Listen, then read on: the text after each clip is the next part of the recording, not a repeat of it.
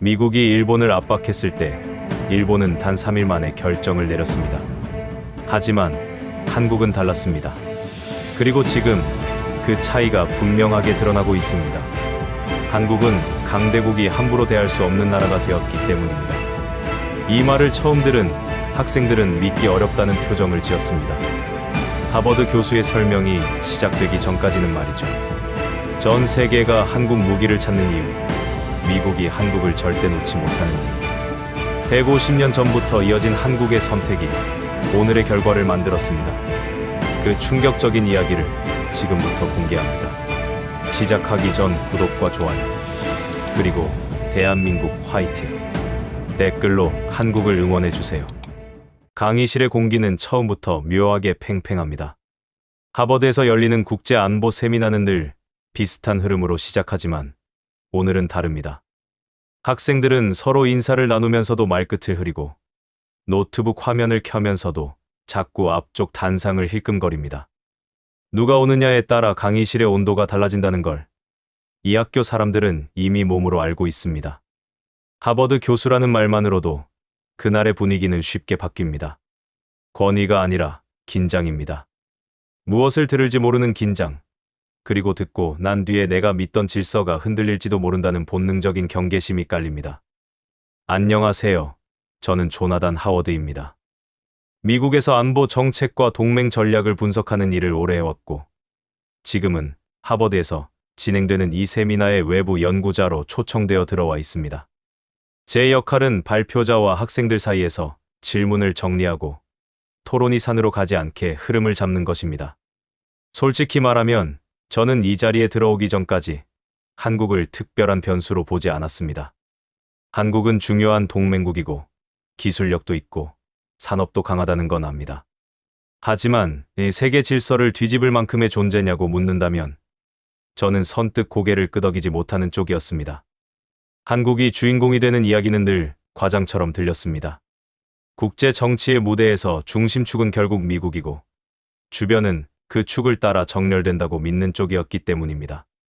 강의실에 앉아있는 학생들의 시선도 비슷합니다. 미국 출신 학생들은 한국을 든든한 파트너로 분류하면서도 결국 선택은 미국이 한다는 전제를 놓지 않습니다. 유럽에서 온 학생들은 한국을 빠르게 성장한 나라로 인정하면서도 결정적인 순간에 게임의 규칙을 바꿀 정도로 강하다고 보지는 않습니다. 아시아에서 온 학생들은 한국을 경쟁자이자 협력 상대로 동시에 말하지만 그 표정 속에는 미묘한 거리감이 있습니다. 한국은 잘한다. 그런데 어디까지나 잘한다. 이 선을 넘지 않는 분위기입니다. 오늘 강의의 제목이 화면에 뜨는 순간 그 분위기는 더 선명해집니다. 하버드 교수의 이름과 함께 주제가 한국으로 향한다는 사실 자체가 학생들에겐 낯선 방향입니다. 낯설어서 집중하는 게 아니라 낯설어서 의심하는 쪽에 가깝습니다. 강의실의 뒷자리에서는 조용한 웃음이 한번 스쳐 지나갑니다. 소리내어 조롱하지는 않지만 표정이 말합니다. 한국이 무슨 중심이냐는 표정입니다. 누군가는 노트에 제목만 적고는 손을 멈춥니다. 누군가는 팔짱을 끼고 의자를 뒤로 살짝 젖힙니다. 한국이라는 단어가 이렇게 많은 사람의 표정을 한 번에 같은 방향으로 움직이게 만드는 장면을 저는 낯설게 바라봅니다. 저는 이 분위기가 어떤 흐름을 만들지 예감합니다. 처음에는 다들 한국을 가볍게 보고 들어옵니다. 그 다음은 교수의 자료가 나오며 균열이 생기고 끝에는 인정이든 반성이든 어떤 형태로든 표정이 달라집니다. 하지만 그건 제 직업적 습관에서 나온 예상일 뿐이고 아직 제가 확신하는 것은 없습니다. 지금 단계에서 확실한 건 하나입니다. 이 강의실 대부분은 한국을 이미 결론 내린 채로 바라보고 있습니다. 하버드 교수는 시간을 딱 맞춰 들어옵니다. 들어오는 순간 아무도 시키지 않았는데 강의실의 소음이 자연스럽게 꺼집니다. 마치 소리를 끄는 스위치가 달린 것처럼 조용해집니다. 교수는 인사말을 길게 하지 않습니다. 천천히 학생들을 둘러보며 눈빛을 한 번씩 맞춥니다. 그 시선은 평가가 아니라 확인에 가깝습니다. 지금 이 자리에 어떤 확신들이 놓여 있는지, 어떤 편견이 굳어져 있는지, 그리고 그 편견이 얼마나 단단한지 확인하는 눈빛입니다. 첫 마디가 나오기 전까지의 침묵이 길게 늘어집니다. 그 침묵 때문에 학생들은 더 불편해집니다. 불편해지는 만큼 마음속 생각이 튀어나옵니다. 누군가는 한국이 왜 이 자리에서 이런 주제로 올라오는지 납득이 되지 않습니다. 누군가는 한국의 힘을 이야기하는 콘텐츠가 요즘 너무 많다고 생각합니다. 누군가는 한국이 주목받는 이유가 잠깐의 흐름 때문이라고 단정하고 싶어 합니다. 저는 그 기류를 읽습니다. 한국이 잘 되는 걸 보며 느끼는 감정이 단순한 부정이 아니라 질서에 대한 집착에서 나온 방어라는 것도 압니다. 교수는 짧게 질문을 던집니다. 대사는 많지 않지만 한 문장만으로도 분위기를 바꿉니다. 한국을 한 줄로 정의해보라고 묻습니다. 학생들은 잠시 머뭇거립니다. 대답이 나오기 시작하면 방향은 비슷합니다. 동맹, 제조업, 빠른 성장, 그리고 여전히 작은 나라. 이런 단어들이 조심스럽게 섞입니다. 어떤 학생은 한국을 효율적인 나라로 부르고 어떤 학생은 한국을 따라오는 나라로 말합니다. 누군가는 한국이 강한 편이라고 말하면서도 곧바로 규모의 한계를 덧붙입니다. 누군가는 한국을 말하면서 동시에 한국이 미국의 전략에서 벗어나기 어렵다는 전제를 붙입니다. 말의 결은 다르지만 결론은 같습니다. 한국은 강대국이 아니라는 결론입니다. 그 결론이 강의실을 지배하는 순간 교수는 고개를 천천히 끄덕이며 받아들입니다. 반박하지 않습니다. 오히려 그 분위기를 더 넓게 펼칩니다. 한국을 가볍게 보는 관점이 어디서 만들어지는지, 왜 사람들은 한국의 능력을 숫자가 아니라 이미지로 판단하는지, 그 이미지가 얼마나 오랫동안 반복되며 굳어졌는지를 차분히 정리합니다. 그리고 그 말이 끝날 즈음 강의실의 공기가 조금 더 차가워집니다. 누군가는 찔립니다. 하지만 찔렸다는 것을 인정하고 싶지 않아 더 무덤덤한 얼굴을 합니다. 저 역시 스스로를 돌아봅니다. 저는 한국을 동맹국으로 존중한다고 말할 수 있지만 동시에 한국을 관리 가능한 파트너라고 생각해왔습니다. 압박하면 협상하고 조건을 내걸면 조정하고 결국 큰 흐름은 미국이 만든다고 믿어왔습니다. 이게 옳든 그르든 제 머릿속의 세계는 그렇게 정렬돼 있었습니다. 그래서 오늘 강의의 방향이 불편합니다. 한국이 중심에 서는 순간 제 머릿속 정렬 방식이 흔들리기 때문입니다. 학생들 사이에서는 눈치가 오갑니다. 어떤 학생은 고개를 끄덕이며 동의하는 척하고 어떤 학생은 노트에 메모를 하다가도 손을 멈춥니다. 한국이라는 단어가 나올 때마다 표정이 조금씩 굳어지는 학생도 있습니다. 반대로 한국을 실제로 가까이에서 경험한 학생은 조용히 숨을 고르며 준비하는 얼굴을 합니다. 지금은 모두가 말로는 침착하지만 속은 각자의 계산으로 바쁩니다. 이 강의가 끝났을 때 내 생각이 유지될지, 아니면 바뀔지, 바뀐다면 얼마나 바뀔지. 그런 계산이 침묵 속에서 돌아갑니다.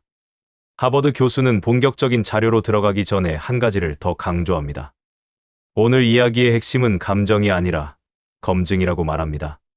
한국을 칭찬하려는 것도 아니고 누군가를 공격하려는 것도 아니라고 선을 긋습니다. 다만 한국을 둘러싼 상식이 얼마나 사실과 어긋나 있는지를 확인하는 과정이라고 정리합니다.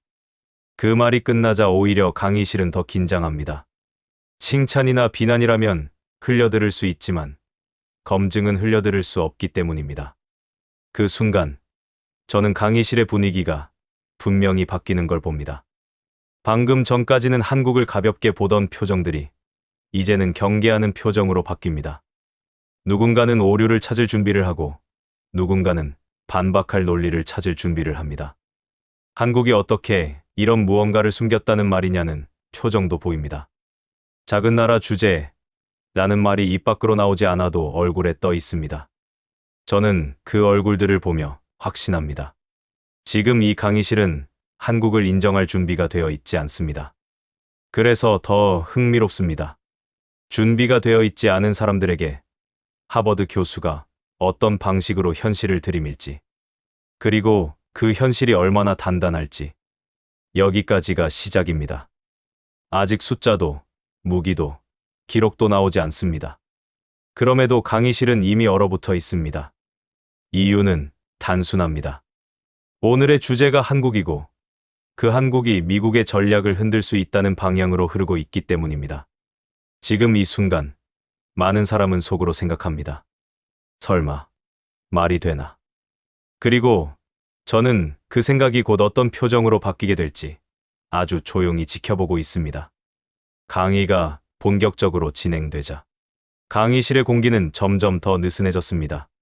처음에는 한국이라는 주제가 낯설어서 조심스러웠던 학생들조차 시간이 지날수록 긴장을 풀기 시작했습니다. 한국이 세계 질서의 중심이 될 수 없다는 생각이 너무나 당연하게 공유되고 있었기 때문입니다. 하버드 교수의 설명이 이어질수록 학생들은 오히려 안도하는 표정을 보였습니다. 강의가 예상 밖의 방향으로 튀지 않을 거라는 확신이 생긴 듯했습니다.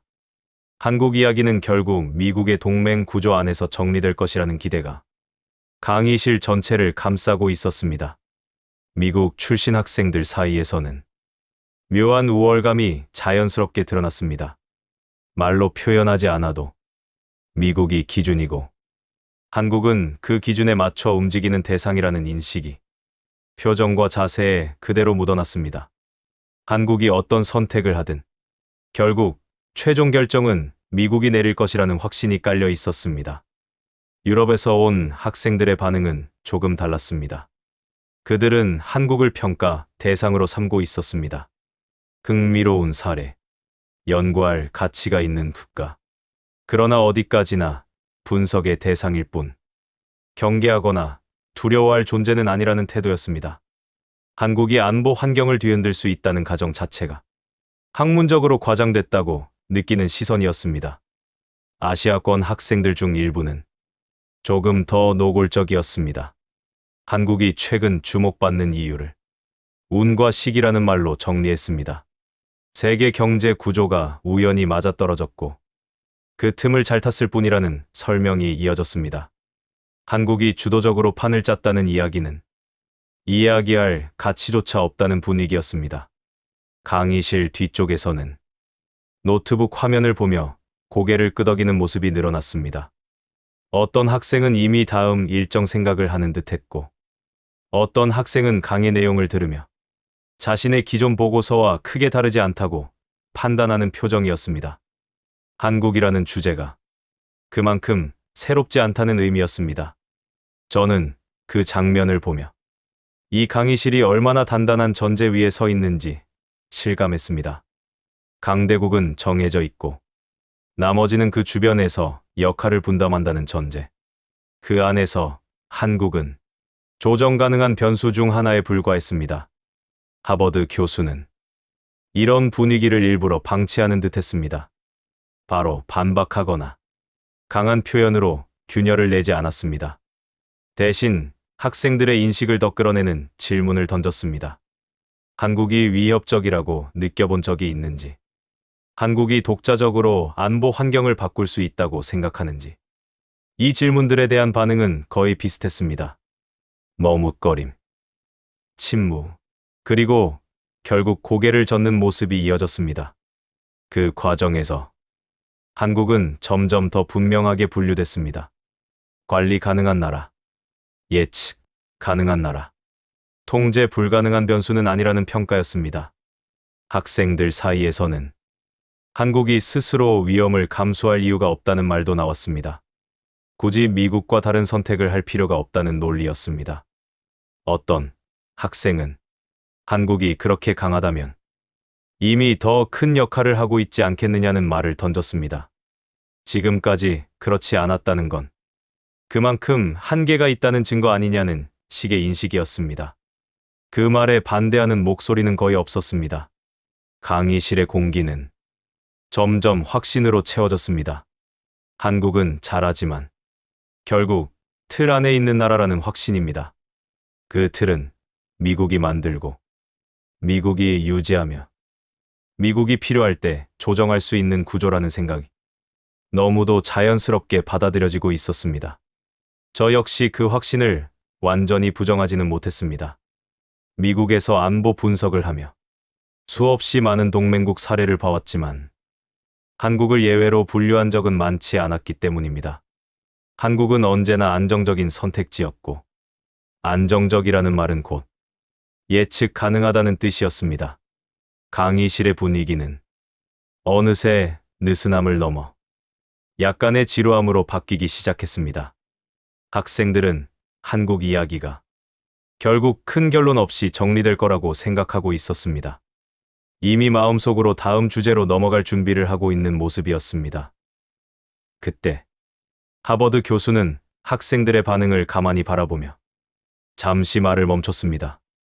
그 침묵은 이번에도 길지 않았지만 의미는 분명했습니다. 지금 이 강의실에 깔린 확신이 얼마나 위험한지, 그리고 얼마나 많은 사람들이 같은 착각 속에 있는지를 확인하는 순간이었습니다. 저는 그 표정을 보며 이 강의가 아직 시작도 하지 않았다는 걸 느꼈습니다. 지금까지 나온 이야기들은 모두 학생들이 이미 믿고 있던 생각을 정리해 준 것에 불과했기 때문입니다. 진짜 이야기는 이 확신이 무너질 때부터 시작된다는 걸 직감적으로 알 수 있었습니다. 강의실은 여전히 한국을 얕보고 있었습니다. 작은 나라, 관리 가능한 동맹, 운이 좋았던 국가. 그 인식은 단단했고 누구도 그 틀을 깨야 할 이유를 느끼지 못하고 있었습니다. 하지만 바로 그 지점에서 이 강의는 방향을 바꾸기 시작합니다. 아직 아무런 수치요, 어떤 시스템도, 어떤 무기도 나오지 않았지만 하버드 교수의 다음 설명이 이 모든 확신을 시험대 위에 올릴 준비를 하고 있다는 사실만은 분명해지고 있었습니다.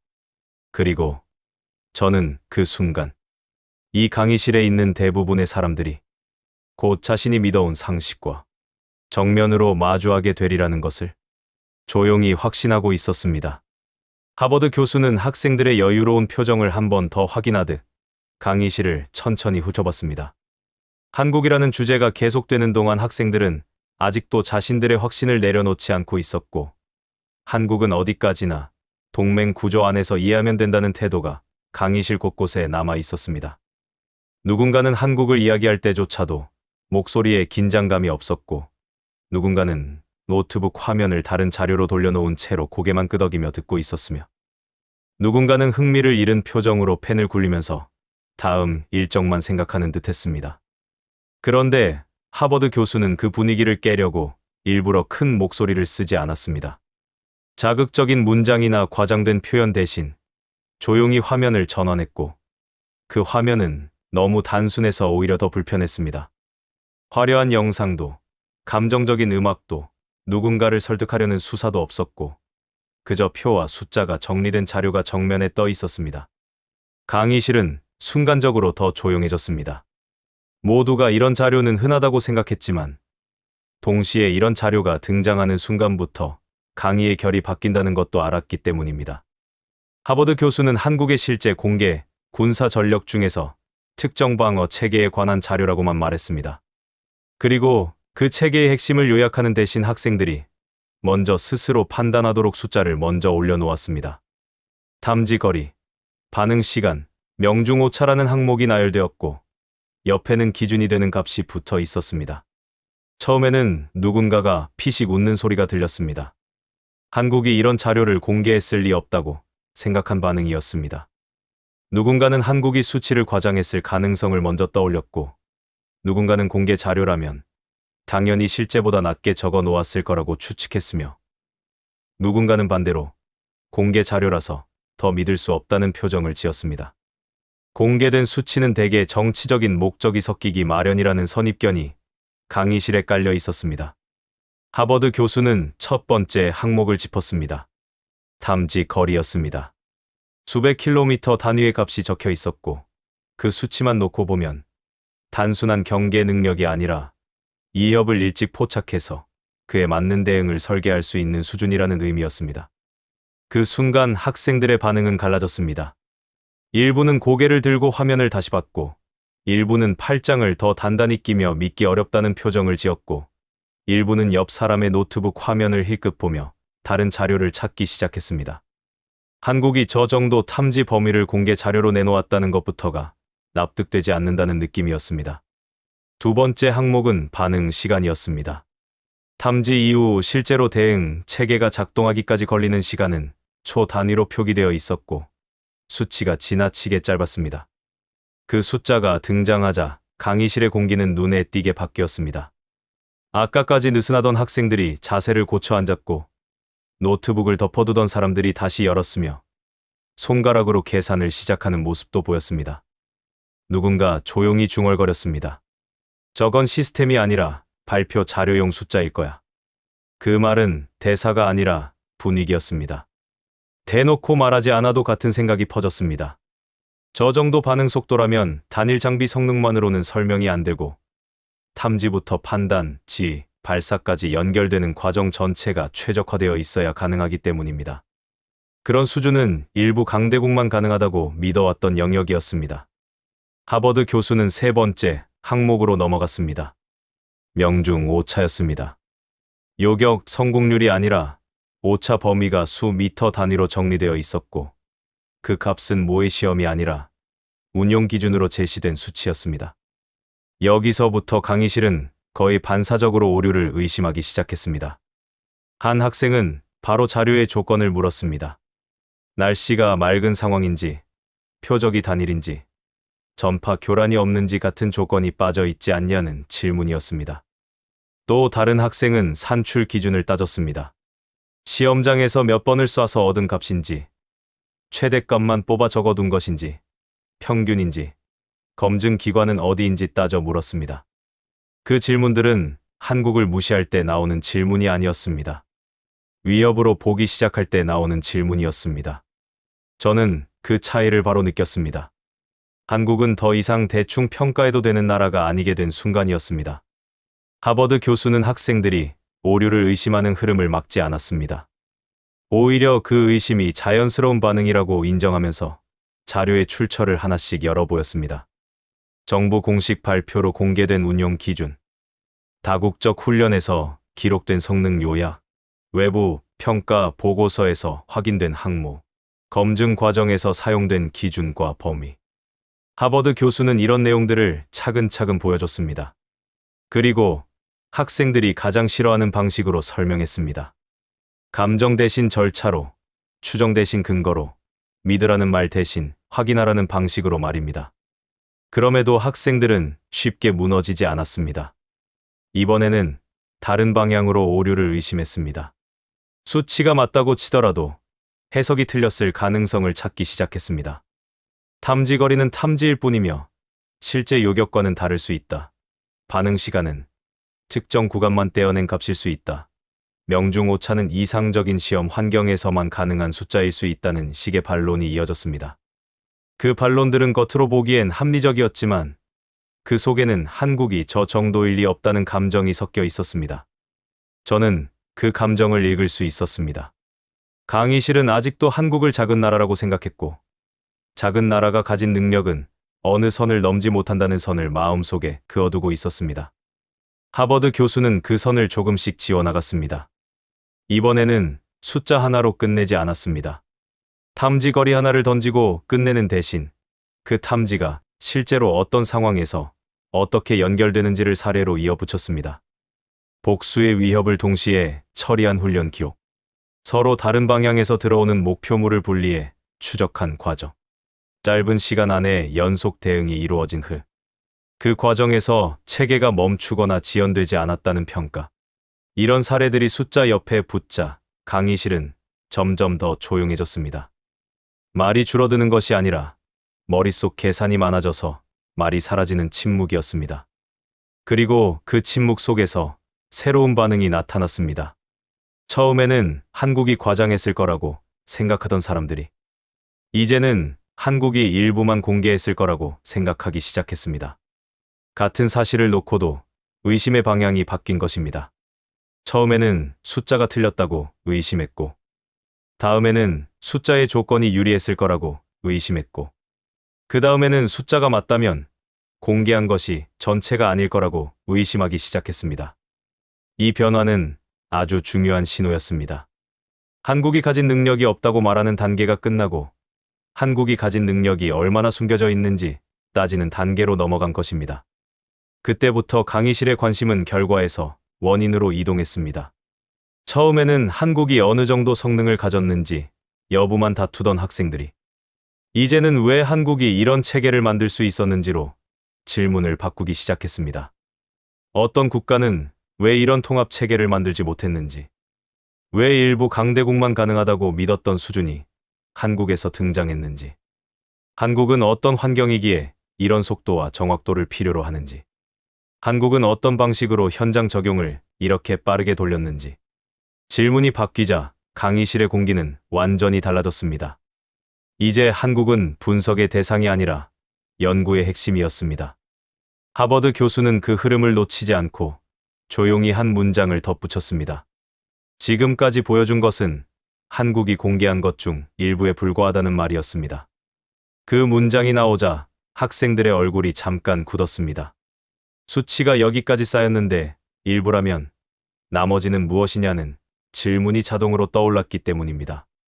그리고 이 질문이 떠오르는 순간 강의실은 이미 다음 단계로 넘어간 상태였습니다. 한국을 얕보던 마음이 남아있는 사람조차 이제는 그 얕봄을 논리로 유지하기 어려워졌습니다. 저도 같은 감각을 느꼈습니다. 이 자료가 단순히 한국을 칭찬하는 수사가 아니라는 점이 분명해졌기 때문입니다. 하버드 교수는 한국을 감정적으로 포장하지 않았고 대신 한국이 왜 쉽게 건드릴 수 없는 나라가 되었는지를 숫자로 설계하고 있었습니다. 강의실에 있던 대부분의 사람들은 아직 인정이라는 단어를 입 밖에 꺼내지 않았지만 그들의 시선은 확실히 달라졌습니다. 처음에는 한국을 낮게 보며 위에서 내려다보던 시선이었다면 이제는 화면 속 숫자를 올려다보는 시선으로 바뀌고 있었습니다. 그리고 저는 확신했습니다. 이 단계에서 공개된 것은 시작에 불과합니다. 하버드 교수가 일부라고 말한 순간부터 강의실은 더 이상 예전으로 돌아갈 수 없습니다. 한국을 무시하던 시간은 끝나고 한국을 이해하려는 시간이 시작됐습니다. 하버드 교수는 강의실이 조용해진 것을 확인한 뒤에도 바로 다음 화면을 넘기지 않았습니다. 학생들이 이미 숫자를 통해 한 차례 흔들렸다는 사실을 알고 있었기 때문입니다. 지금 필요한 것은 새로운 자극이 아니라 방금까지 제시된 수치들이 우연이 아니라는 점을 스스로 깨닫게 만드는 과정이었습니다. 그래서 교수는 일부러 시간을 끌며 학생들의 반응을 지켜봤습니다. 강의실 안에서는 미묘한 변화가 계속 일어나고 있었습니다. 처음에는 한국이 이런 수치를 공개했을 리 없다는 의심이 지배적이었지만 이제는 그 의심이 다른 방향으로 흘러가고 있었습니다. 이 수치가 사실이라면 왜 지금까지 아무도 주목하지 않았는지, 왜 국제사회의 주요 보고서에서 한국이 늘 부수적인 존재로만 등장했는지에 대한 혼란이 생기기 시작한 것입니다. 한국이 숨겼다기보다는 우리가 보지 않으려 했던 게 아닐까라는 생각이 조심스럽게 고개를 들고 있었습니다. 하버드 교수는 그 지점에서 다시 화면을 전환했습니다. 이번에 등장한 것은 단일 장비나 개별 수치가 아니었습니다. 여러 개의 시스템이 어떻게 연결되어 있는지를 보여주는 구조도였습니다. 탐지 체계와 지휘 체계, 대응 체계가 하나의 흐름으로 이어져 있었고 각 단계마다 반응 시간과 처리 범위가 표시되어 있었습니다. 이 구조를 보는 순간 학생들 사이에서 또 다른 종류의 정적이 흘렀습니다. 이건 무기 하나의 성능 문제가 아니라는 사실이 분명해졌기 때문입니다. 교수는 설명을 덧붙였습니다. 한국의 군사 전력은 개별 무기의 우수성보다 그것들을 하나의 네트워크로 묶어 운용하는 방식의 핵심이 있다고 말했습니다. 위협을 탐지하는 순간부터 판단과 전달, 그리고 실제 대응까지 이어지는 과정이 분리되어 있지 않고 하나의 체계로 설계되어 있다는 점을 강조했습니다. 그 말이 이어질수록 학생들의 표정은 더 진지해졌습니다.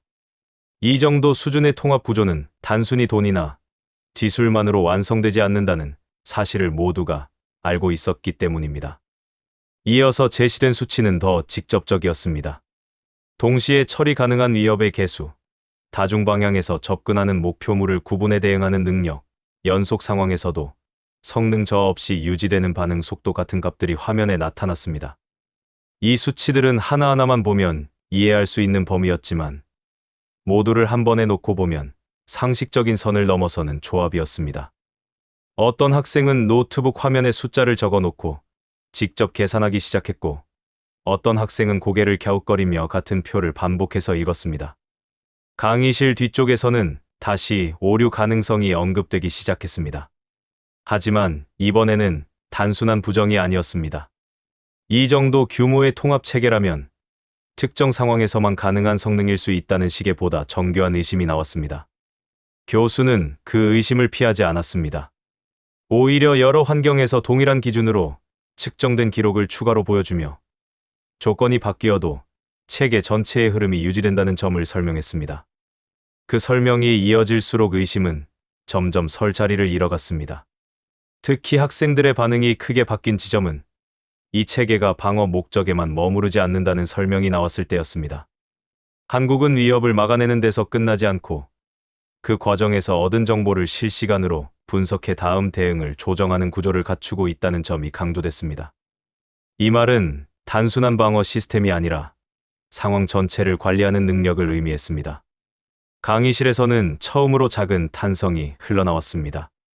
누군가는 무의식적으로 고개를 끄덕였고, 누군가는 펜을 내려놓은 채 화면만 바라보고 있었습니다. 이제 관심은 완전히 이동했습니다. 얼마나 잘 막느냐의 문제가 아니라 어떻게 이런 구조를 만들 수 있었느냐가 핵심이 되었습니다. 학생들은 더 이상 한국이 강한지 약한지를 묻지 않았습니다. 대신 한국이 왜 이런 선택을 했고, 왜 이런 체계를 필요로 했는지를 궁금해하기 시작했습니다. 한국이라는 나라가 처한 환경과 조건, 그리고 그 속에서 내려온 판단이 무엇이었는지에 대한 질문이 자연스럽게 이어졌습니다. 하버드 교수는 그 흐름을 놓치지 않았습니다. 한국은 선택의 여지가 많지 않은 나라였고, 그래서 더 빠르고 더 정확한 판단이 필요했다고 설명했습니다. 느린 대응은 곧 위험으로 이어지는 환경에서 체계 전체를 하나로 묶는 방식은 필연적인 선택이었다는 이야기였습니다. 이 설명은 감정적인 설득이 아니라 논리적인 귀결처럼 들렸습니다. 강의실의 분위기는 이제 완전히 달라졌습니다. 한국을 얕보던 시선은 사라졌고 대신 이해하려는 시선이 자리 잡았습니다. 처음에는 작은 나라 주제에 어떻게 이런 시스템을 갖췄느냐는 조롱이 있었지만 지금은 작은 나라였기 때문에 이런 시스템이 필요했을지도 모른다는 생각이 퍼지고 있었습니다. 이 변화는 말로 표현되지 않아도 분명히 느껴졌습니다. 그리고 바로 그때 하버드 교수는 의미심장한 말을 덧붙였습니다. 지금까지 설명한 구조와 수치는 한국이 공개한 체계 중에서도 가장 기본적인 수준에 해당한다는 말이었습니다. 강의실 안에서 짧은 숨소리가 흘렀습니다. 이미 상식이 무너진 상태에서 이것이 기본이라면 그 위에는 무엇이 있느냐는 질문이 떠오를 수밖에 없었습니다. 이제 학생들은 확신하고 있었습니다. 한국은 더 이상 관리 가능한 동맹국도 잠시 주목받는 국가도 아니었습니다. 한국은 이미 세계 질서 안에서 특정 역할을 맡고 있었고 그 역할은 겉으로 보이는 것보다 훨씬 크다는 사실이 드러나고 있었습니다. 그리고 그 깨달음은 강의실에 있던 누구도 쉽게 부정할 수 없는 지점까지 도달하고 있었습니다. 하버드 교수는 단상 위에서 리모컨을 내려놓고 한동안 아무 말도 하지 않았습니다. 강의실에 앉아있는 학생들이 방금까지의 수치와 사례를 머릿속에서 정리할 시간을 일부러 준 것이었습니다. 그 침묵이 길어질수록 강의실 안에서는 이전과 다른 종류의 긴장감이 자라났습니다. 한국을 얕보던 마음이 사라져서가 아니라 오히려 한국이라는 단어가 더 무겁게 느껴지기 시작했기 때문입니다. 이미 3단계에서 숫자가 상식을 흔들었고 4단계에서 체계가 상식을 무너뜨렸습니다. 그런데 교수는 여전히 비장의 핵심을 말하지 않았고 그 사실이 학생들의 호흡을 더 짧게 만들었습니다. 하버드 교수는 천천히 고개를 들어 학생들을 훑어봤습니다. 한쪽에서는 여전히 반발이 남아 있었습니다. 특히 한국을 작게 보던 학생들은 이제 한국을 조롱하지는 못했지만 대신 다른 방식의 공격을 준비하고 있었습니다. 그들은 지금까지의 자료가 과장된 홍보일 가능성을 찾기 시작했고 어떤 숫자가 실제 운용 환경에서 재현될 수 있는지 따져보려는 표정을 짓고 있었습니다. 이런 변화는 중요했습니다. 처음엔 한국을 비웃었지만 지금은 한국을 검증하려 들고 있었습니다. 무시가 검증으로 바뀌는 순간 이미 심리적 우위는 뒤집힌 것입니다. 교수는 그 흐름을 정확히 짚었습니다. 지금부터는 단일 무기나 단일 성능을 보여주는 것이 아니라 한국이 전혀 다른 방식으로 전장을 설계한다는 사실을 보여주겠다고 말했습니다. 그리고 그 말이 끝나자마자 화면이 바뀌었습니다. 이번에는 보기만 해도 복잡한 도표와 흐름도가 등장했습니다. 탐지와 판단과 대응의 순서가 일직선으로 정리되어 있는 것이 아니라 여러 갈래의 판단 루트가 동시에 돌아가도록 설계된 구조였습니다. 강의실 한쪽에서 누군가 조용히 고개를 젓는 모습이 보였습니다. 이건 너무 과하다. 이런 체계는 현실에서 관리가 안 된다고 생각하는 표정이었습니다. 하버드 교수는 그 반응을 기다렸다는 듯이 말을 이었습니다. 이 체계가 놀라운 이유는 복잡해서가 아니라 복잡한 상황을 단순하게 처리하도록 설계되어 있다는 점이라고 했습니다. 학생들이 이해하기 쉽게 교수는 전장을 하나의 거대한 혼란 덩어리로 설명했습니다. 수많은 신호, 수많은 움직임, 수많은 오해와 미끼가 동시에 발생하는 환경에서 어떤 나라들은 중요한 것과 중요하지 않은 것을 분리하는 데 시간을 낭비하고 어떤 나라는 그 분리를 자동으로 끝내고 바로 행동으로 넘어간다고 했습니다. 그리고 교수는 그 예가 한국이라고 말했습니다. 이때 강의실에서 처음으로 뚜렷한 반론이 나왔습니다. 앞줄에 앉아있던 한 학생이 손을 들었고 그 학생은 한국이 아무리 체계를 잘 만들어도 실제 전장에서는 변수 때문에 수치가 유지되지 않는다고 말했습니다. 그 말은 비꼼이 아니라 계산이었습니다. 실제 운용 환경에서는 먼지와 전파 간섭과 기상 변화, 그리고 상대의 교란이 동시에 일어나는데 교과서 같은 수치가 유지될 수 있느냐는 문제 제기였습니다. 강의실에서는 고개를 끄덕이는 사람이 늘었습니다. 한국이 강할 수는 있어도 여기 나온 내용은 너무 완벽하다는 불편함이 생기기 시작한 것입니다. 하버드 교수는 고개를 끄덕였습니다. 그 반론은 당연하다고 했습니다. 그리고 교수는 그 순간을 이용해 5단계의 핵심을 시작했습니다. 이제부터는 한국이 공개적으로 자랑한 숫자가 아니라 외부가 확인한 기록을 보여주겠다고 말했습니다. 학생들의 시선이 즉시 화면으로 쏠렸습니다. 교수는 첫 번째로 기록의 출처를 설명했습니다. 정부 공식 발표 자료, 국제연합훈련 평가 문서, 여러 나라 군사 관계자들의 공개 발언, 그리고 주요 언론이 교차 검증해 보도한 내용이 하나의 묶음으로 정리되어 있었습니다. 여기서 중요한 것은 한국이 단독으로 주장한 자료가 아니라는 점이었습니다. 한국이 말해서 믿는 게 아니라 한국과 함께 훈련한 나라들이 기록으로 남긴 자료를 통해 확인하는 구조였습니다. 이 대목에서 강의실의 온도가 달라졌습니다. 이제 의심의 방향이 바뀌었습니다. 한국이 과장했나가 아니라 외부가 왜 이런 기록을 남겼나로 질문이 이동한 것입니다. 하버드 교수는 구체 수치를 제시했습니다. 한국의 통합체계가 위협 신호를 탐지한 뒤 실제 대응 지점까지 판단을 완료하는 평균 반응 시간이 공개된 훈련 기록에서 일정한 범위를 유지했다는 내용이었습니다. 그 시간은 여러 상황에서 크게 흔들리지 않았고 특히 교란이 포함된 환경에서도 일정한 성능을 보였다는 평가가 붙어 있었습니다. 이 수치를 본 학생들은 곧바로 표정이 바뀌었습니다. 처음엔 한국이 대단하다는 감탄이 아니라 수치가 말이 되느냐는 불쾌함에 가까운 놀라움이었습니다. 너무 빠르면 오히려 위험하다고 느끼기 때문입니다. 그만큼 빠르다면 오판이 늘어야 하는데 그렇지 않다는 기록이 함께 있었기 때문입니다. 여기서 학생들의 새로운 반응이 터져 나왔습니다. 어떤 학생은 그 기록이 특정 조건에서만 나온 결과일 것이라고 주장했습니다. 어떤 학생은 평가 기준이 한국에 유리하게 설정되었을 가능성을 언급했습니다. 또 다른 학생은 측정 방식 자체가 다르면 수치는 의미가 없다고 말했습니다. 강의실은 다시 거칠어졌고 그 거칠어짐은 곧 한국을 향한 무시가 아니라 한국을 향한 불신으로 변했습니다. 사실 불신은 인정의 다른 형태였습니다. 상대가 위협적일 때 사람은 무시하지 않고 믿지 않으려 합니다. 하버드 교수는 학생들의 불신을 그대로 받아들였습니다. 그리고 그 불신을 깨기 위해 두 번째 숫자를 꺼냈습니다. 이번에는 명중 오차에 대한 기록이었습니다. 한국이 운용하는 체계가 목표물을 타격하는 과정에서 평균적으로 어느 범위의 오차를 유지하는지, 그리고 그 오차가 환경 변화에도 얼마나 안정적으로 유지되는지에 대한 평가가 나왔습니다. 학생들은 즉시 계산을 시작했습니다. 표정이 굳었습니다.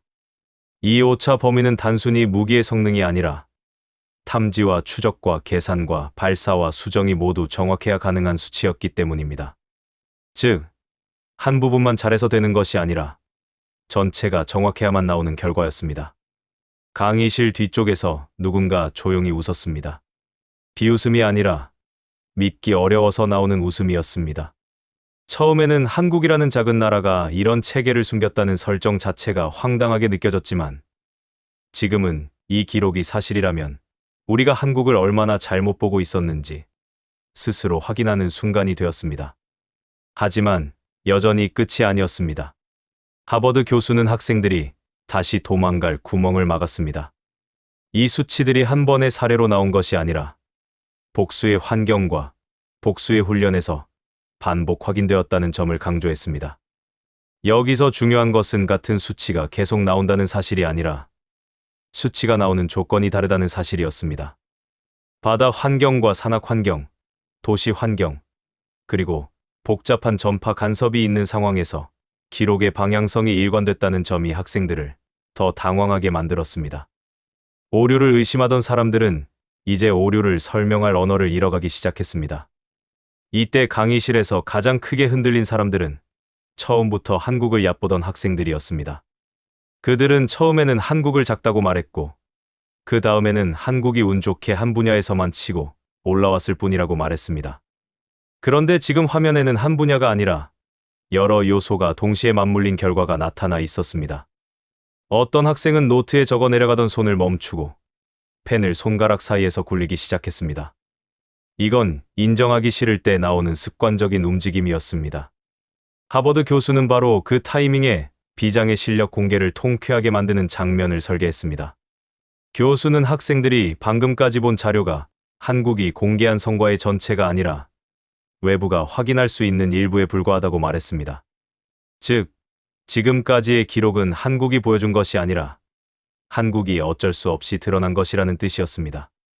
학생들의 표정이 일제히 바뀌었습니다. 숨기고 있었다는 말은 자극적이었지만 교수는 그 단어를 조심스럽게 선택했습니다. 숨겼다는 표현은 음모론이 되기 쉬우니까요. 교수는 대신 이렇게 설명했습니다. 한국은 굳이 떠들 필요가 없는 위치에 있었고 떠들지 않아도 이미 세계가 한국을 필요로 하는 구조가 만들어졌다고 말했습니다. 이 말이 나오자 학생들의 관심은 완전히 이동했습니다. 이제 더 이상 결과에만 매달리지 않았습니다. 한국이 얼마나 빠른지, 얼마나 정확한지보다 중요한 질문이 생겼습니다. 왜 한국은 이런 체계를 만들었나? 왜 이런 방식으로 설계했나? 무엇이 한국을 이런 방향으로 몰아갔나?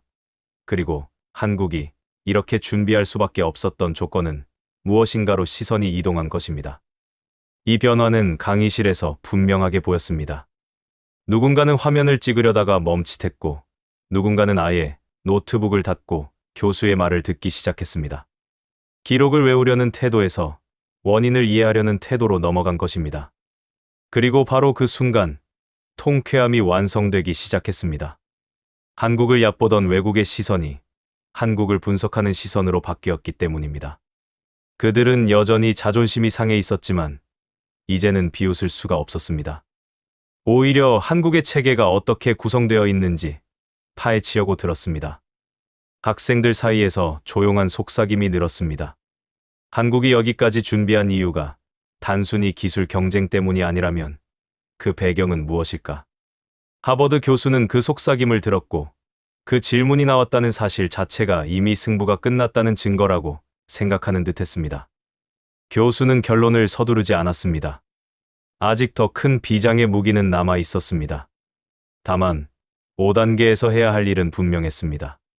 한국이 단순히 잘하는 나라가 아니라 상대가 함부로 다루면 자기 쪽이 먼저 무너질 수밖에 없는 구조를 이미 만들어 둔 나라라는 사실을 체감시키는 것이었습니다.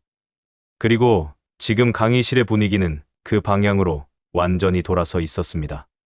처음엔 한국을 가볍게 여기던 사람들이 이제는 한국이 어떤 나라였는지를 새롭게 정의해야 하는 상황에 놓였고 그 과정에서 자신들이 가진 편견이 하나씩 벗겨지고 있었습니다.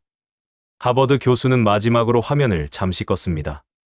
그 어둠 속에서 학생들은 방금까지의 숫자와 기록을 떠올렸습니다.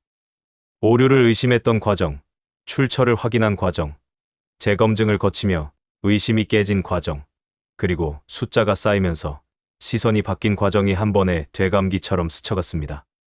한국을 얕보던 그들이 이제는 한국을 이해하지 않으면 안 되는 자리로 이동했다는 사실이 강의실 전체에 조용히 퍼지고 있었습니다. 하버드 교수는 화면을 다시 켜기 전에 한 가지를 분명히 했습니다. 지금부터 나오는 내용은 자랑이 아니며 한국이 스스로 홍보하기 위해 공개한 자료도 아니라고 말했습니다. 오히려 한국은 이 부분을 최대한 드러내지 않으려 했고, 그럼에도 불구하고 세계가 먼저 알아차릴 수밖에 없었던 영역이라고 설명했습니다. 그 한마디만으로도 강의실의 공기는 다시 한번 조여졌습니다. 학생들은 이제 이 단계가 단순한 정보 추가가 아니라 인식이 완전히 뒤집히는 구간이라는 걸 직감하고 있었습니다. 화면에는 새로운 자료가 나타났습니다. 이번에는 숫자나 도표보다 문장이 많았습니다. 여러 나라의 군사 관계자, 전략 분석가, 국제 안보 보고서에서 발췌된 평가들이 정리돼 있었고, 공통된 특징이 하나 보였습니다. 모두가 같은 표현을 쓰지는 않았지만 같은 결론을 향하고 있었습니다. 한국은 더 이상 특정 분야에서만 강한 나라가 아니라 전체 구조에서 상대가 계산을 다시 해야 하는 나라라는 점이었습니다. 강의실에서는 미묘한 움직임이 나타났습니다. 앞서 5단계까지는 숫자를 이해하려는 태도가 강했다면 지금은 표정이 달라졌습니다. 학생들은 스스로에게 질문을 던지고 있었습니다.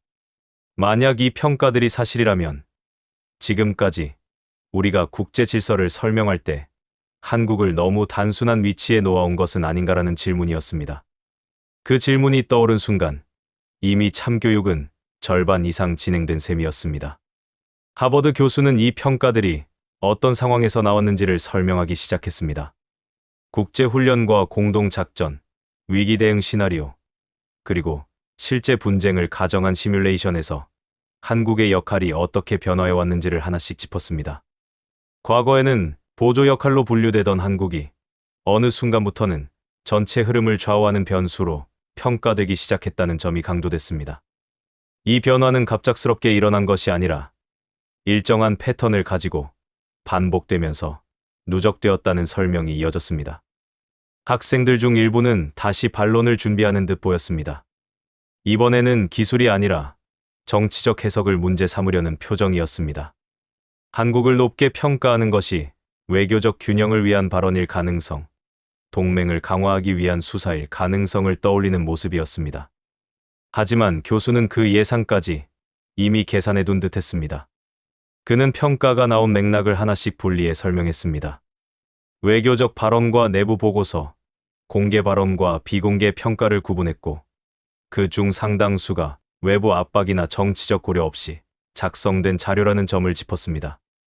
이 지점에서 강의실의 반응은 확연히 갈라졌습니다. 한국을 얕보던 학생들은 말을 아끼기 시작했고, 처음부터 중립적이던 학생들은 오히려 질문을 던지기 시작했습니다. 이제 질문의 방향은 완전히 바뀌었습니다. 한국이 정말로 이런 위치에 있다면 왜 그 변화가 이렇게 조용히 진행됐는지, 왜 우리는 이 사실을 뒤늦게 마주하고 있는지에 대한 궁금증이 쏟아졌습니다. 이것은 더 이상 의심이 아니라 이해하려는 태도였습니다. 하버드 교수는 여기서 결정적인 장면을 꺼냈습니다. 한국이 특정 위기 상황에서 어떤 역할을 맡았는지를 설명하는 대목이었습니다. 상황은 복잡했고 여러 국가의 이해관계가 얽혀 있었으며 단순한 군사 대응으로 해결될 수 없는 구조였습니다. 그 속에서 한국은 앞에 나서서 지시하는 위치가 아니라 전체 흐름을 안정시키는 핵심 축으로 작동했습니다. 누가 먼저 움직여야 하는지, 어디까지 대응해야 하는지, 언제 멈춰야 하는지를 판단하는 기준이 한국의 분석과 체계를 중심으로 조정됐다는 설명이 이어졌습니다. 이 이야기가 나오자 강의실에서는 분명한 변화가 일어났습니다. 처음에는 한국이 강하다는 사실이 불편했던 학생들이 이제는 한국이 빠지면 이 구조가 돌아가지 않는다는 사실에 불편함을 느끼기 시작했습니다. 이 불편함은 곧 인정으로 이어졌습니다. 한국을 중심에 두지 않고는 설명할 수 없는 상황이 늘어났다는 점을 부정하기 어려워졌기 때문입니다. 교수는 이 장면에서 중요한 표현을 하나 사용했습니다. 한국은 누군가를 제압하기 위해 존재하는 나라가 아니라 판이 무너지는 것을 막기 위해 설계된 나라라는 말이었습니다. 이 표현은 강의실에 깊게 박혔습니다. 지금까지 학생들이 떠올리던 강대국의 이미지는 힘으로 누르는 존재였지만 한국은 그와 다른 방식으로 영향력을 행사하고 있다는 설명이었기 때문입니다.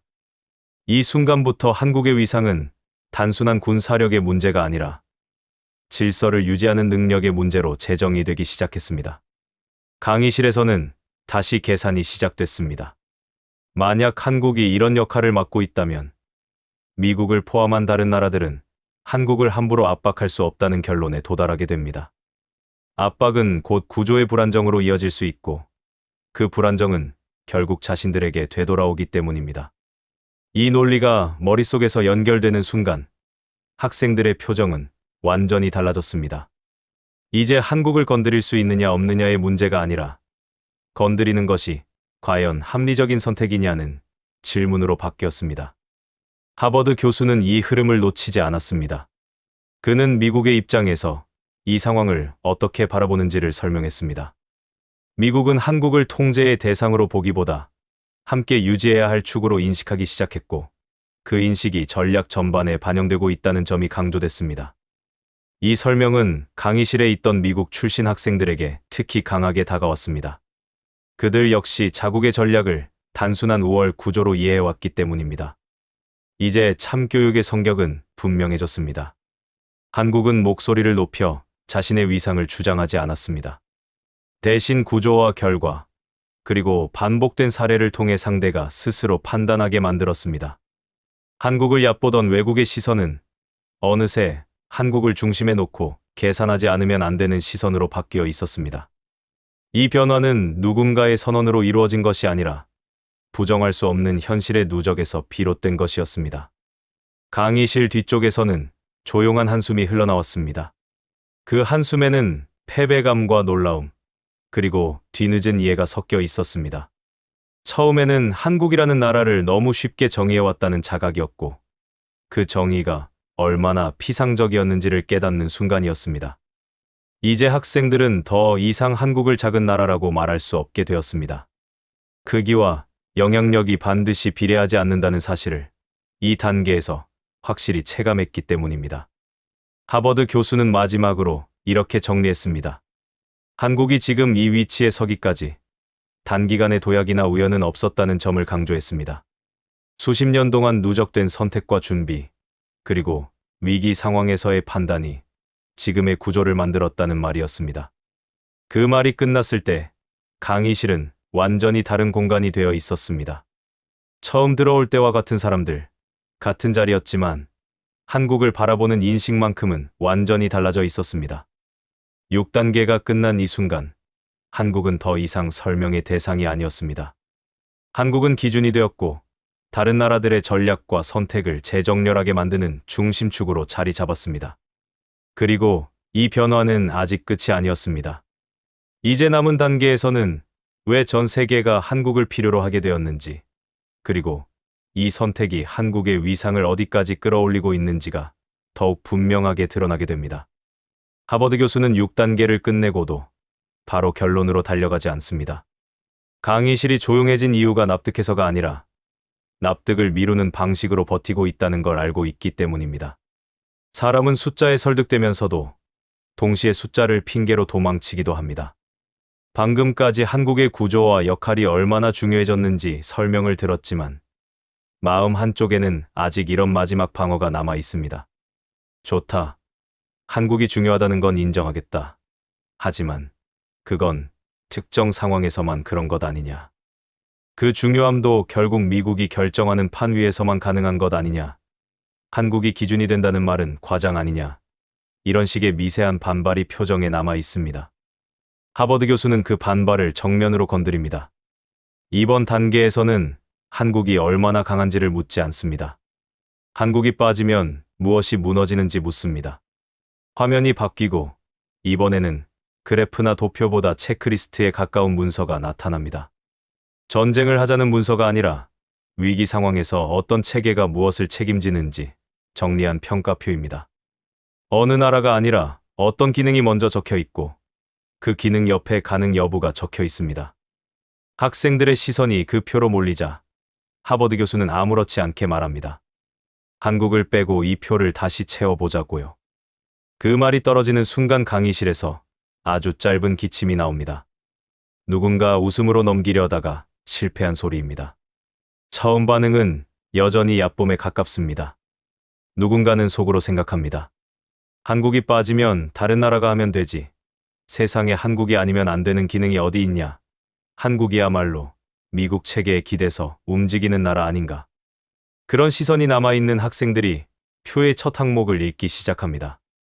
바다에서 정체를 알 수 없는 물체가 나타났을 때 탐지부터 분류, 위협 판단, 대응 결심까지 걸리는 시간. 표에는 숫자가 적혀 있습니다. 반응 시간 30초 이내, 그리고 오차 범위는 수 미터 단위로 관리된다고 적혀 있습니다. 학생들은 바로 그 지점에서 고개를 듭니다. 아까 6단계에서 들은 숫자들과 연결되기 때문입니다. 그런데 이번 문서는 훈련 홍보 자료가 아니라 여러 나라가 함께 만든 평가 문서라는 설명이 붙어 있습니다. 그 사실이 학생들을 불편하게 만듭니다. 불편함은 곧 의심으로 바뀝니다. 한국을 얕보던 학생들일수록 더 빠르게 의심을 선택합니다. 지금까지 들은 내용이 너무 빠르게 이어졌고 한국이 너무 완벽하게 보이는 흐름이 스팸처럼 느껴지기 때문입니다. 특히 숫자가 짧을수록 사람은 의심을 먼저 합니다.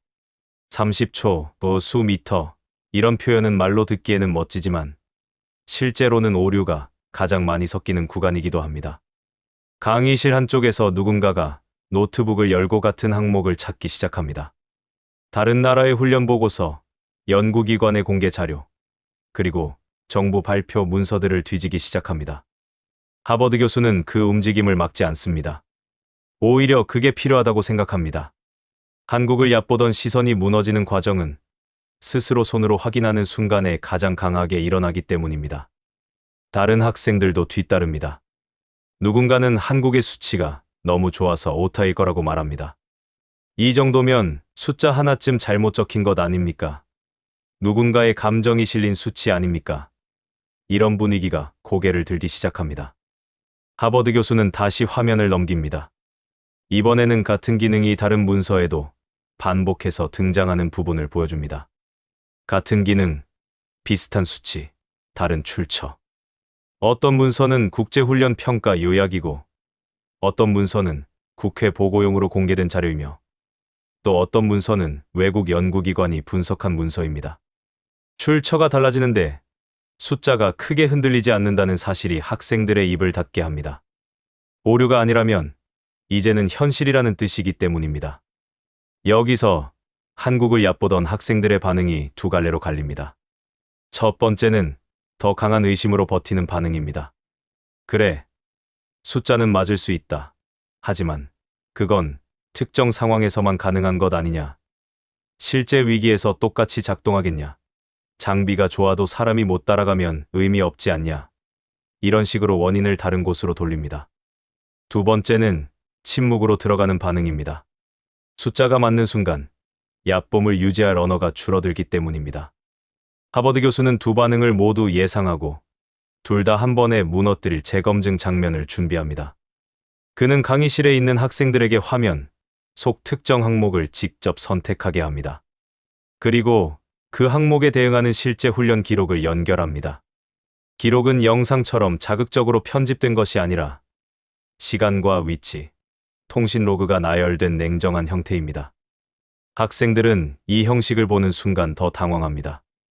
만약 꾸미려 했다면 더 화려하게 만들었을 텐데 오히려 꾸미지 않은 기록이 그대로 나열되어 있기 때문입니다. 그 기록에는 시간이 분 단위가 아니라 초 단위로 찍혀 있습니다. 탐지 이후 분류가 끝나는 시간, 위협 판단이 확정되는 시간, 그리고 대응 지시가 내려가는 시간. 그 사이가 짧습니다.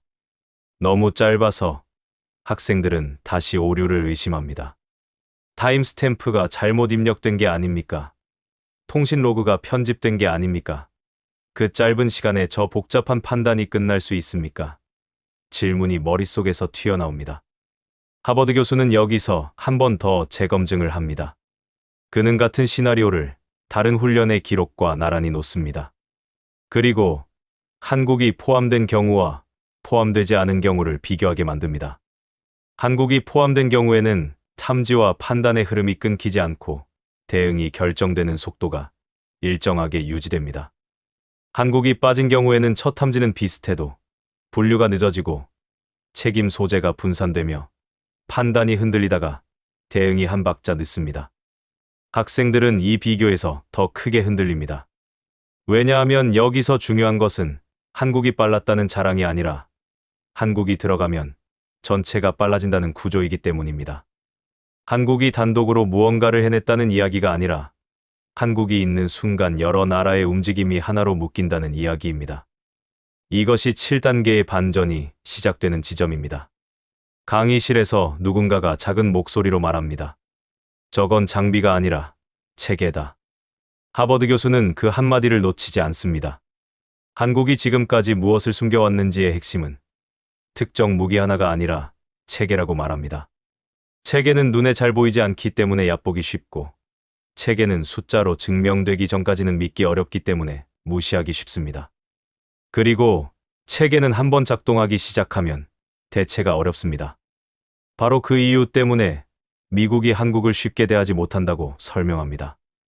미국이 한국을 놓치면 특정 기능 하나를 잃는 게 아니라 전체 흐름의 안정성을 잃는다는 뜻이기 때문입니다. 이제 학생들의 관심이 결과에서 원인으로 이동합니다. 처음에는 한국이 왜 중요한지라는 결과를 보려 했습니다. 이제는 한국이 어떻게 이런 체계를 만들었는지라는 원인을 묻기 시작합니다. 어떤 학생은 한국이 기술을 잘해서라고 말하려다 멈춥니다. 기술은 중요하지만 기술만으로 이런 흐름이 만들어지지 않는다는 것을 방금 비교표가 보여줬기 때문입니다. 어떤 학생은 한국이 미국과 가까워서라고 생각하려다 멈춥니다. 왜냐하면 미국과 가깝기만 하면 다른 나라들도 가능했을 텐데, 지금 표는 한국이 들어가야만 안정적으로 작동하는 항목들이 있다는 것을 보여주고 있기 때문입니다. 그러면서 질문이 바뀝니다. 한국은 왜 이걸 가능하게 했느냐? 한국은 왜 이렇게 빠르게 결정을 내리면서도 흔들리지 않느냐? 한국은 왜 조용히 준비해 놓고 2기에서만 드러나게 하느냐? 이런 식으로 원인을 파고들기 시작합니다. 하버드 교수는 그 질문을 역사로 돌립니다. 역사가 감동을 위한 장식이 아니라 체계가 생기는 방식의 설명이라고 말합니다. 한국은 위기가 오면 미루지 않고 움직이는 선택을 반복해왔고, 그 반복이 오늘의 체계를 만들었다고 설명합니다. 여기서 중요한 것은 영웅담이 아니라 습관입니다. 한 번의 승리가 아니라 비슷한 상황에서 비슷한 결정을 내리는 습관이 쌓일 때 체계가 된다는 설명이 이어집니다. 한국을 얕보던 학생들은 이 설명에서 또 한 번 불편해집니다. 그동안 자신들이 한국을 이야기할 때는 사건만 보고 평가했지 선택의 패턴을 보지 않았기 때문입니다. 그들이 붙잡고 있던 마지막 얕봄은 한국은 운이 좋았다는 식의 설명이었습니다. 하지만 선택의 패턴이 보이기 시작하면 운으로 밀어붙일 수 없습니다. 이 단계에서 새로운 반응이 등장합니다. 한국을 얕보던 학생들 중 일부가 스스로의 언어를 바꾸기 시작합니다. 이제 그들은 한국을 작은 나라라고 말하지 않습니다. 대신 한국은 너무 촘촘하게 준비하는 나라라고 말합니다. 그 차이는 큽니다. 작다는 말에는 무시가 들어있고 촘촘하다는 말에는 인정이 들어있기 때문입니다. 또 다른 학생은 한국이 왜 이렇게 조용했는지 이해가 되기 시작한다고 말합니다. 큰 목소리를 내는 순간 상대는 대비책을 만들기 시작합니다.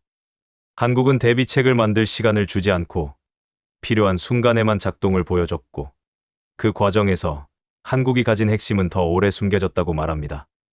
하버드 교수는 그 흐름을 그대로 이어서 미국의 계산 방식이 어떻게 바뀌는지를 설명합니다. 미국은 눈앞에서 보이는 힘만으로 동맹을 평가하지 않습니다. 미국은 위기에서 멈추지 않는 축을 찾고, 그 축이 흔들리면 자신도 흔들리기 때문에 함부로 건드리지 못합니다. 그리고 그 축으로 한국이 들어오게 되었다는 것이 7단계의 결론입니다. 강의실의 분위기는 완전히 바뀝니다. 이제 학생들은 한국을 평가하는 것이 아니라 한국을 기준으로 다시 평가합니다. 한국이 그 자리에 있을 때와 없을 때의 차이를 보고 그 차이를 만드는 원인을 찾기 시작합니다. 수치와 기록은 더 이상 논쟁거리가 아니라 출발점이 됩니다. 오류를 의심하던 과정이 재검증을 거치며 깨지고 숫자가 쌓이며 시선이 바뀌고 그 시선이 결과에서 원인으로 이동하는 흐름이 이 단계에서 완성됩니다. 그리고 그 흐름의 끝에서 남는 것은 단 하나입니다. 한국을 얕보는 것은 단순한 오만이 아니라 스스로의 계산을 망가뜨리는 위험이라는 사실입니다. 한국을 함부로 대할 수 없다는 말이 감정이 아니라 현실의 언어로 바뀌는 순간 7단계의 반전은 조용하지만 확실하게 완성됩니다. 하버드 교수는 더 이상 새로운 자료를 띄우지 않았습니다. 7단계에서 이미 필요한 숫자와 기록, 비교와 재검증은 모두 끝났고 지금 이 단계에서 중요한 것은 정보가 아니라 정리였습니다. 강의실에 앉아있는 학생들 대부분은 더 이상 화면을 보지 않고 있었습니다. 각자의 머릿속에서 방금까지의 흐름을 다시 조합하고 있었기 때문입니다. 한국을 얕보던 출발점부터 오류를 의심하던 과정, 재검증을 거치며 의심이 무너지고 숫자가 쌓이면서 시선이 바뀌고 결국 관심이 결과에서 원인으로 이동한 흐름이 하나의 이야기로 이어지고 있었습니다. 하버드 교수는 이 조용한 순간을 충분히 유지한 뒤 아주 담담한 목소리로 말을 이어갔습니다. 한국이 지금 이 위치에 서게 된 이유를 한 문장으로 설명하자면 함부로 움직일 수 없는 나라가 되었기 때문이라고 말했습니다. 이 문장은 위협이 아니었고 자랑도 아니었습니다. 오히려 현실에 대한 정리였습니다. 강의실에서는 그 문장을 반박하려는 움직임이 전혀 나타나지 않았습니다. 이미 모두가 스스로 같은 결론에 도달해 있었기 때문입니다. 교수는 한국의 선택을 다시 짚었습니다. 한국은 눈에 띄는 힘을 먼저 키우지 않았고 목소리를 키워 주목받는 길을 택하지도 않았습니다. 대신 위기가 왔을 때 멈추지 않는 구조를 만드는 데 집중했고 그 구조를 조용히 다듬는 데 오랜 시간을 써왔습니다. 이 선택은 단기간에는 평가받기 어려웠고 그래서 한국은 오랫동안 과소평가되었습니다. 그러나 바로 그 점이 지금의 한국을 만든 핵심이었다고 교수는 설명했습니다. 강의실의 학생들 중 일부는 고개를 숙인 채 생각에 잠겨 있었습니다. 그들은 지금까지 국제 질서를 설명할 때 얼마나 단순한 기준을 사용해 왔는지 돌아보고 있었습니다. 누가 더 크게 말하는지, 누가 더 많은 무기를 가지고 있는지, 누가 더 자주 등장하는지 같은 기준으로 국가의 위상을 판단해 왔다는 사실을 깨닫고 있었습니다. 하지만 오늘 이 강의에서 그 기준은 완전히 무너졌습니다. 조용히 준비된 구조, 반복된 선택, 그리고 위기에서 드러나는 안정성이라는 새로운 기준이 자리 잡았습니다. 하버드 교수는 한국을 특별한 나라로 포장하지 않았습니다. 오히려 한국의 길은 누구나 선택할 수 있었지만 아무나 선택하지 않았던 길이라고 표현했습니다. 빠른 성과보다 실패를 줄이는 길, 과시보다 작동을 중시하는 길, 박수보다 신뢰를 남기는 길을 선택한 결과가 지금의 위치를 만들었다는 설명이 이어졌습니다. 이 말은 강의실에 깊은 여운을 남겼습니다. 자부심을 강요하지 않았기 때문에 오히려 더 강하게 다가왔습니다. 학생들의 반응은 이제 완전히 달라져 있었습니다. 처음에는 한국이라는 단어가 나오면 고개를 돌리던 사람들이 이제는 한국이라는 이름이 나오면 집중하기 시작했습니다. 어떤 학생은 노트 한쪽에 한국이라는 단어, 아래에 여러 줄을 적어 내려가고 있었고 어떤 학생은 강의가 끝난 뒤 추가 자료를 찾아보겠다는 표정을 짓고 있었습니다. 이 변화는 겉으로 드러나는 감탄이 아니라 사고방식이 바뀌었음을 보여주는 신호였습니다. 하버드 교수는 마지막으로 학생들에게 이렇게 말했습니다. 한국이 지금 세계에서 주목받는 이유는 세계가 한국을 존중해서가 아니라 한국을 무시하는 것이 위험해졌기 때문이라고 했습니다. 이 문장은 차갑지만 정확했습니다. 존중은 감정이지만 위험은 계산입니다. 그리고 계산의 영역에 들어온 순간 국가는 더 이상 가볍게 다뤄질 수 없습니다. 이 설명은 강의실의 모든 사람에게 깊이 각인되었습니다. 저는 그 말을 들으며 묘한 감정을 느꼈습니다. 이 강의실에 모인 사람들 대부분은 한국과 직접적인 이해관계가 없는 사람들이었습니다. 그럼에도 불구하고 지금 이 순간만큼은 한국이라는 나라가 왜 쉽게 판단될 수 없는지, 왜 단순한 프레임으로 설명될 수 없는지 분명히 이해하고 있었습니다. 이것이 바로 위상 상승의 진짜 모습이라는 생각이 들었습니다. 칭찬받아서가 아니라 생각의 기준이 바뀌었기 때문에 만들어지는 변화였습니다. 하버드 교수는 강의를 마무리하며 이렇게 덧붙였습니다. 앞으로 세계는 한국을 선택지 중 하나로 보지 않을 것이며 전제 조건으로 놓고 판단하게 될 것이라고 말했습니다.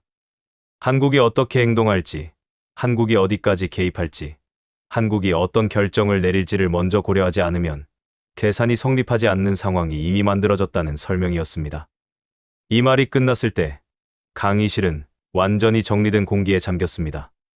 학생들은 박수를 치지 않았습니다. 그럴 필요가 없었기 때문입니다. 대신 조용히 자리를 정리하며 각자의 생각 속으로 들어갔습니다. 한국을 얕보던 출발점에서 한국을 기준으로 삼는 결론까지 이르는 긴 여정을 방금 함께 지나왔다는 사실을 모두가 느끼고 있었습니다. 그리고 그 여정은 단순한 정보 전달이 아니라 사고의 재배치였습니다. 저 역시 자리에서 일어나며 확신했습니다. 한국이 강대국이 되었다는 표현은 이제 정확하지 않습니다. 한국은 이미 다른 단계에 들어와 있었습니다. 함부로 건드릴 수 없는 나라, 무시하는 순간 계산이 틀어지는 나라, 그리고 위기 속에서 오히려 중심이 되는 나라로 자리 잡았습니다. 이것은 우연도 일시적인 흐름도 아니었습니다. 오랜 시간 이어진 선택의 결과였고 앞으로도 쉽게 바뀌지 않을 구조였습니다. 이 강의가 끝난 뒤에도 오늘의 이야기는 오래 남을 것입니다. 왜냐하면 한국의 위상은 누군가가 선언해서 올라간 것이 아니라 세계가 스스로 인정할 수밖에 없는 지점에 도달했기 때문입니다.